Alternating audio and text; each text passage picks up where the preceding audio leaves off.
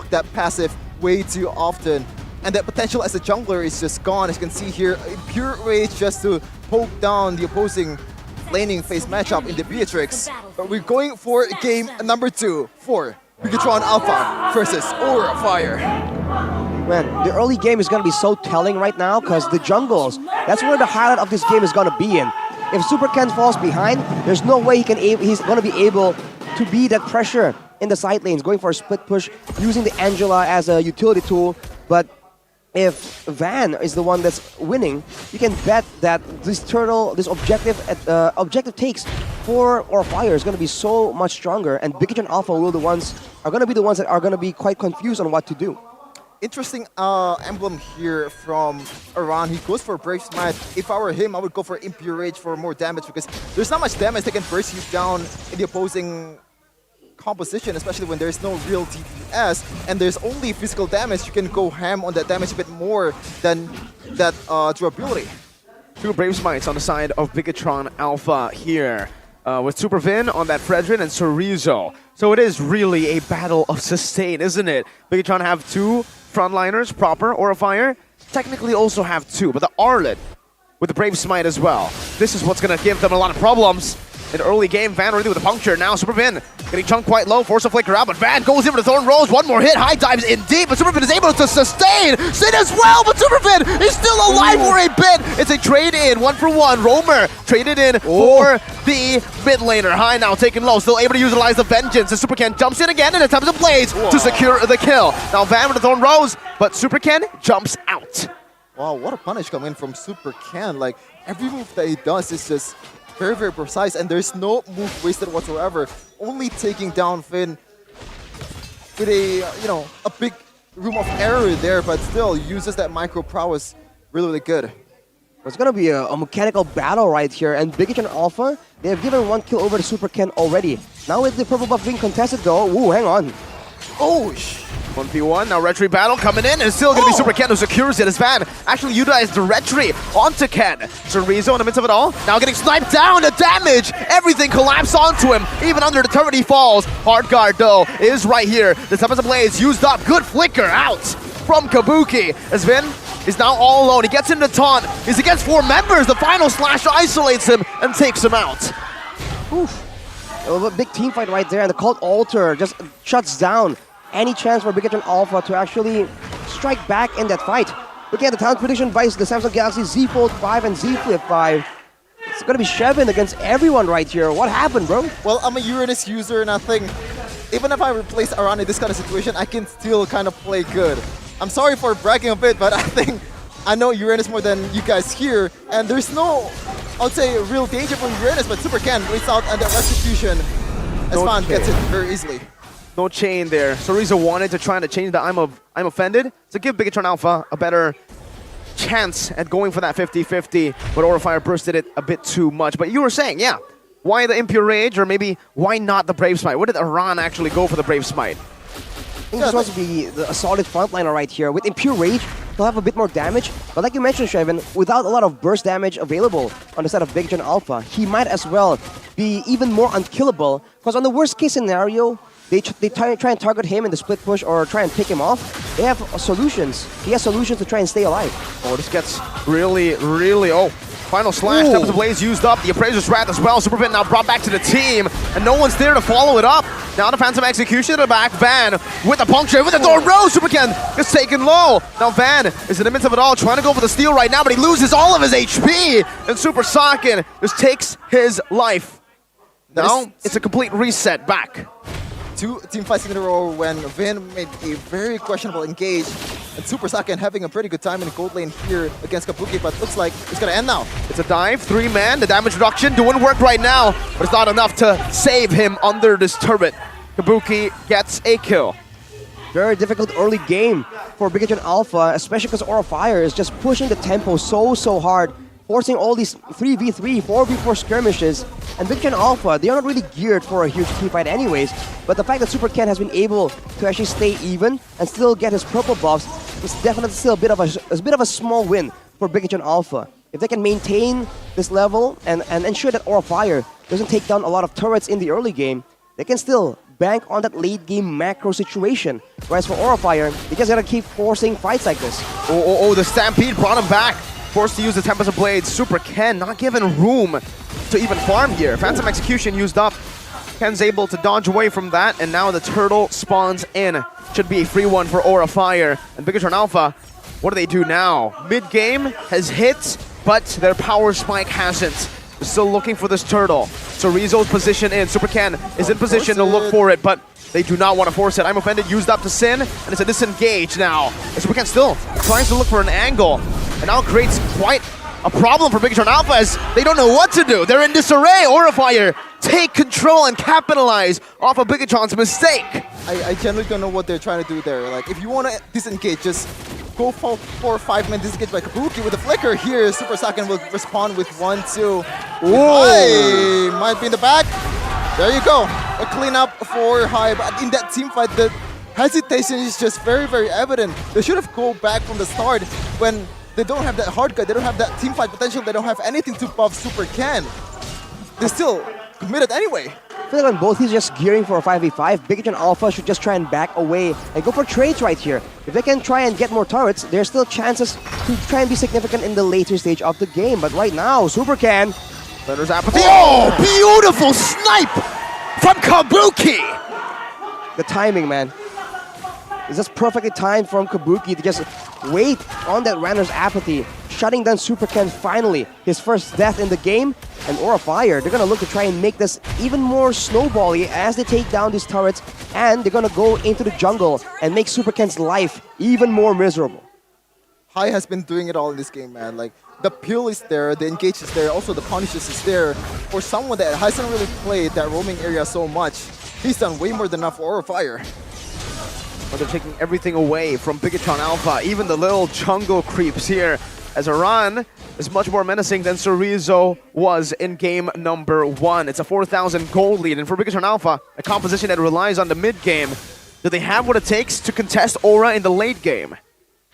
In the late game, I mean, on paper, the Bane can still do some damage. Cerezo with more items on the Ruby can be a bit more menacing, but overall, against a Beatrix, right? I think that's a bit too much damage. And against the Faramis as well, there's a good mix of damage here from OraFire that BIGETRON Alpha, they don't really have the same kind of AoE and the same kind of combination. They're going for a fight again, though. With a Cult Altar available, I think this is just such a tough situation for BIGETRON Alpha.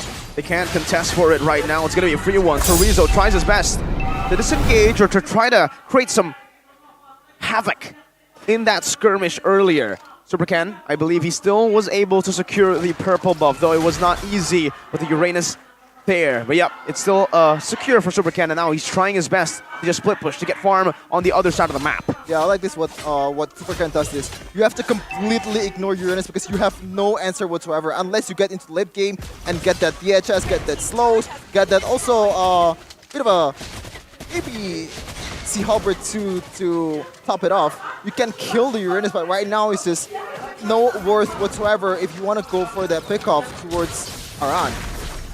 Wait, Hai. Creating a distraction now. Good final slash. He might be able to solo kill Super Key if it continues here.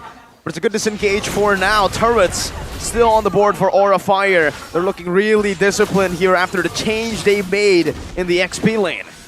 Having a Beatrix on their team just allows them to be a lot more dangerous towards the turrets as well. Even though they don't really step up to try and hit the turret, that Ranner will allow Kabuki to slowly but surely whittle them down. But look at that, Sin gets jumped on. Flickers out though, now Phantom Execution comes down, but the Tempest Blade is still able to connect. The final slash dodged away from right now, so deadly catch is used up. Super Vin taken very low, but I'm offended. Is able to bring her on back just for a the Renner's apathy! From Kabuki again!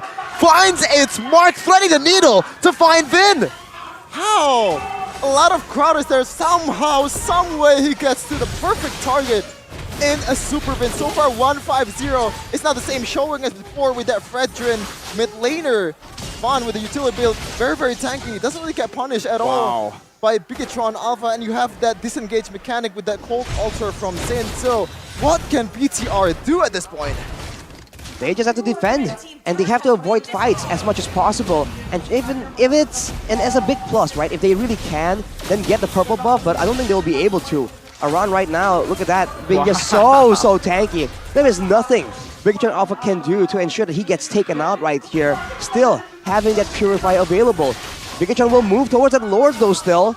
This could be a chance for Aura Fire to find that winning team fight.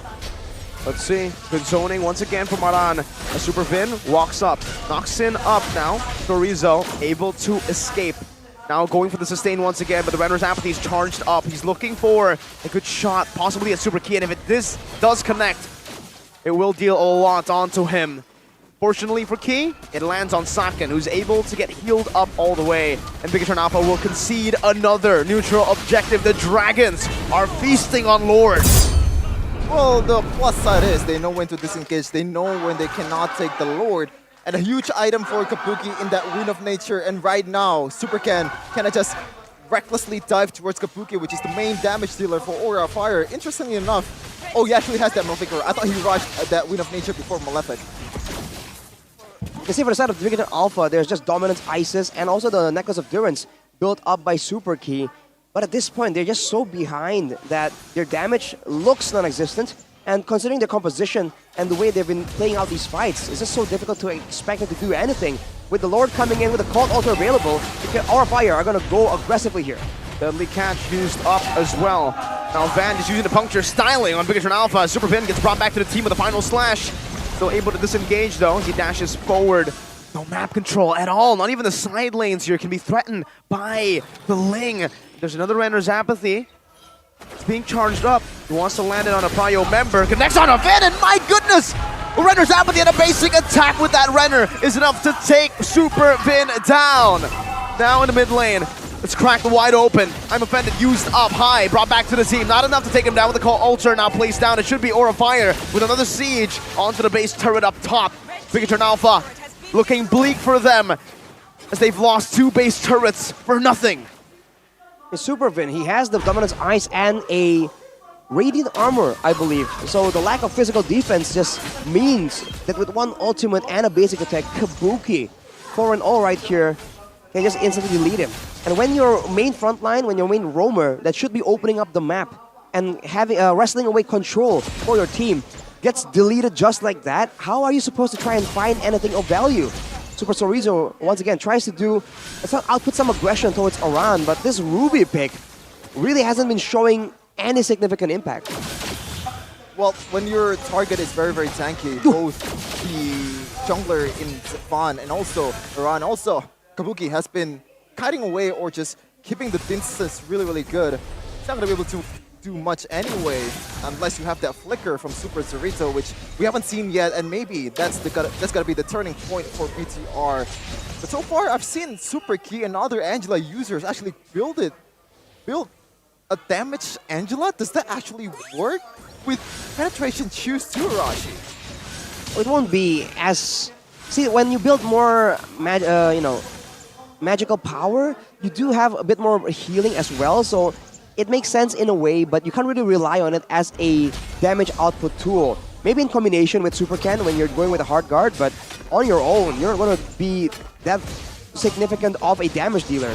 So for BIGETRON, I think they really have to try and bank on the fact that Sin isn't really using a Purify, right? They can try and jump on him and shut him down before he can get the Cult Altar open.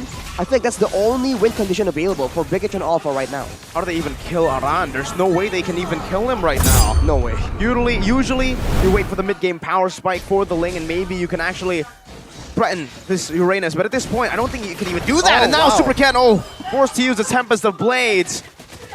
My goodness, BTR in disarray, and it should just be the end right here. Aura Fire have what it takes to end the game, unless BTR take Kabuki down. That's the only winning condition I see here. Or not winning condition, defensive condition to win a defense.